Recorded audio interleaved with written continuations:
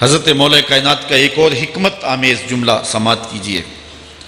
آپ فرماتے ہیں زندگی گزارنے کا گر اور طریقہ، فرماتے ہیں عظم الخالق عندک یصغر المخلوق فی عینک، اگر تیری نظر میں خالق بڑا ہوگا تو پھر مخلوق چھوٹی ہو جائے گی۔ اگر اللہ کی عظمت کا تجھے لحاظ ہے کہ وہ بہت عظیم ہے تو پھر مخلوق کی پرواہ نہیں ہوگی۔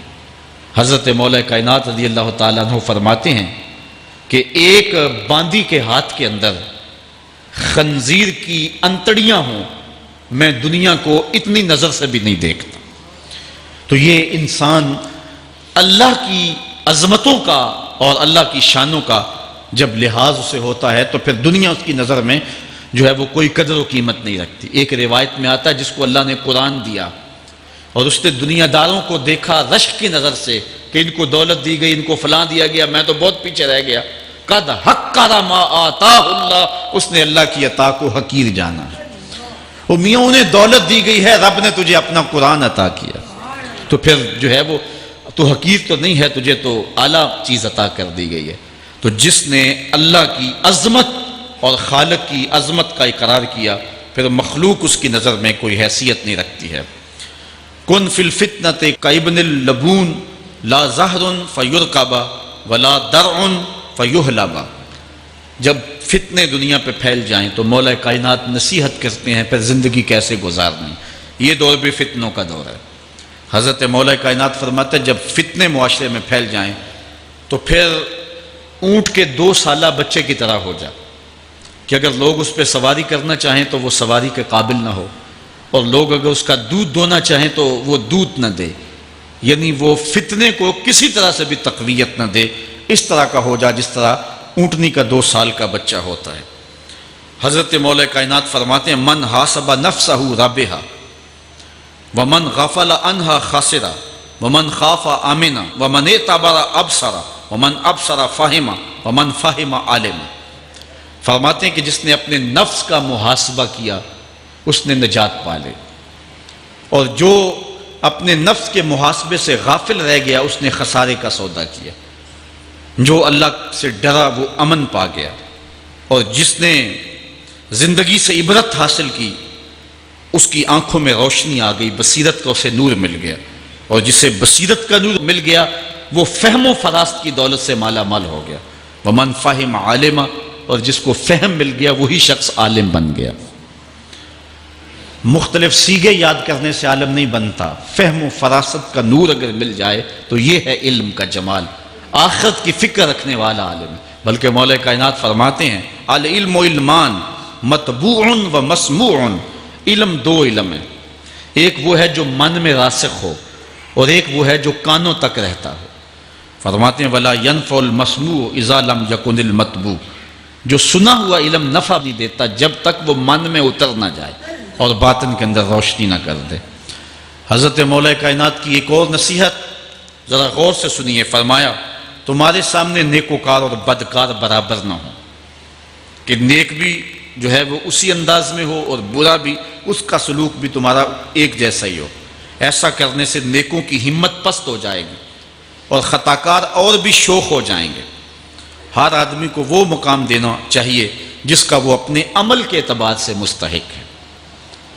اصل خرابی ہوئی تب ہے ہمارے آراس میں، ہماری محافل نعت میں، ہماری مجالس میں وہ لوگ مہمان خصوصی بنے جن کے پاس دولت زیادہ تھی، چاہے کردار کے لحاظ سے وہ کتنے ہی پست کیوں نہ ہو، اور جن کے پاس دولت نہیں ہے چاہے وہ کردار کے اعتبار سے جتنے مرضی بلند کیوں نہیں ہے، انہیں عزت کی مسند پہ نہیں بٹھایا گیا۔ میں نے اپنی ان آنکھوں سے گجرانوالہ کے ایک اسٹیج پہ دیکھا کہ ایک محفل نعت تھی اور ایک بوڑھا شخص سفید ریش، وہ اسٹیج پہ شوق میں کہ میں نعت خانوں کو قریب سے دیکھوں، وہ آ کے بیٹھ گیا، اور منتظمین نے جو ہے وہ سیکورٹی کو حکم دیا اس بابے کو اٹھاؤ اور اس کو جو ہے وہ نیچے کرو۔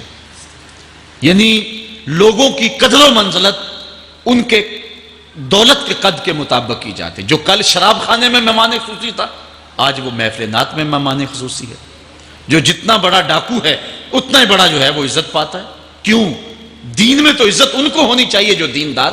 ان اکرمکم عند اللہ اتقاکم، جو سب سے زیادہ متقی ہوگا اللہ کے نزدیک وہی عزت والا ہوگا۔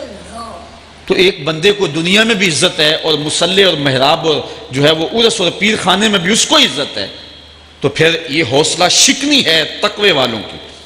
حضرت مولا کائنات فرماتے ہیں اور خطا کار اور بھی شوق ہو جائے گا۔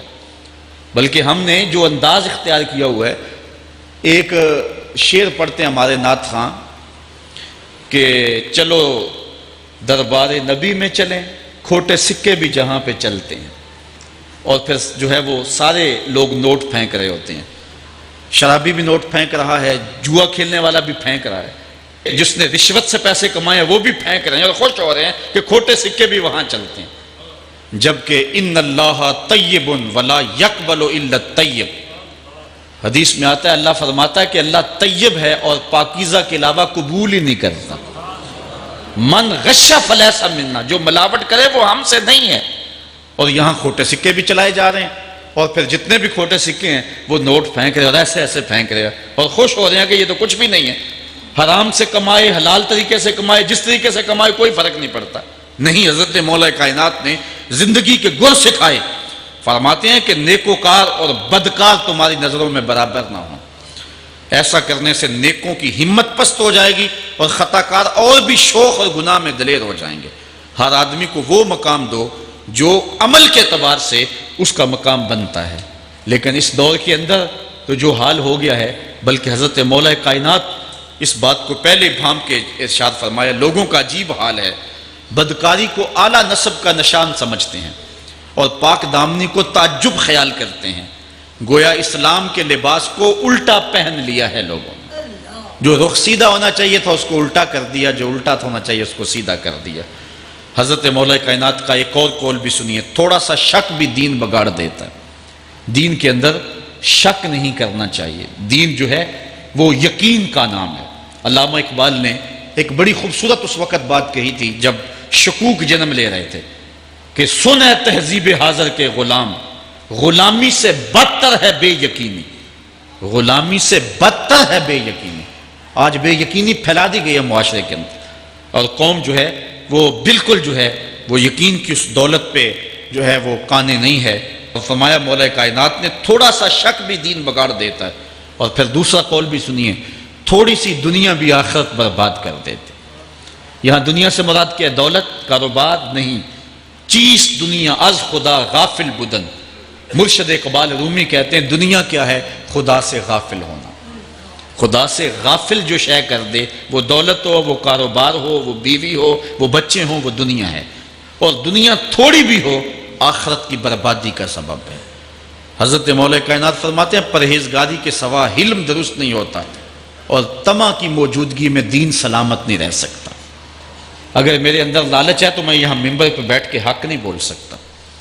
اگر میرے اندر لالچ ہے تو میں اسمبلی میں بیٹھ کے حق نہیں بول سکتا۔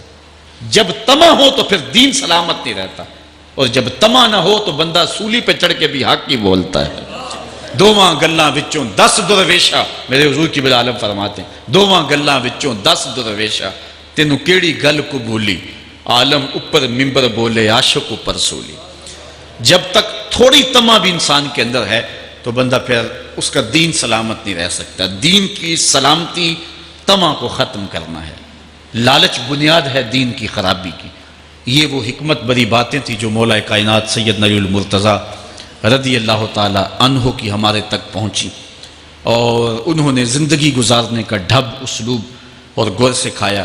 آفاق کے ہر ہر گوشے میں قرآن سنا کر دم لینا، اب رکنا نہیں، اب تھمنا نہیں، فردوس میں جا کر دم لینا،